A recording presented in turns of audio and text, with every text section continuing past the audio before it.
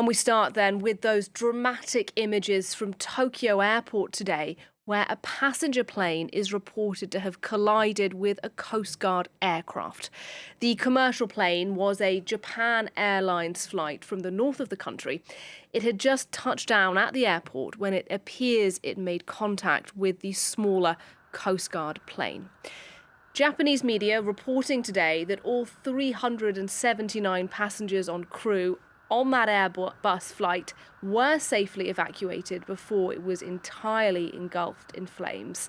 However, the Japanese Coast Guard is saying that its pilot has escaped, but 5 other crew members remain unaccounted for. Let's get the very latest for you on this then from Tokyo. James Sims is a reporter. He joins us live there from the Japanese capital. James, first of all, these are really shocking images we've been showing our viewers from Tokyo Airport today. Just bring us up to speed as to what the latest is this hour. Right. It was actually, yes, very shocking because everybody was sort of glued to their televisions looking at the earthquake that happened on New Year's Day, which has claimed almost 50 lives so far, and there's still rescue efforts undergoing at this time. And so, from what we know, is the Airbus A350 jet was coming from Sapporo to Tokyo, and then after landing, it apparently hit a Japanese Coast Guard plane, which was taking aid to one of the areas that was affected by the earthquake. Indeed. So that must be really shocking for people in Japan that are still sort of digesting the news of that earthquake, aftershocks still ongoing, and now understanding that one of the planes involved was in fact helping people who were affected there.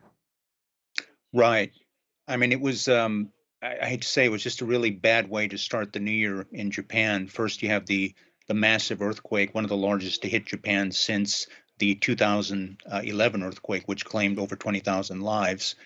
And then one of the planes, which is going to assist people, affected by the quake, it is hit or it hits or runs into a passenger plane. People coming back from their New Year visits to family and relatives in other parts of the country. And it's worth emphasizing, as it always is, incidents like this, extremely rare in commercial aviation, particularly in Japan, which does have a pretty good air safety record. Right. I think the last major accident in Japan was probably over 20 years ago in Nagoya when a plane crash landed and there was a loss of, I think, about 263 lives. So it's very rare in Japan, and it's also, I think, very rare in sort of other industrial countries, like the U.S., Europe, and Japan. And so I think that's why it's just very shocking to see, something like this, at Tokyo's main international airport.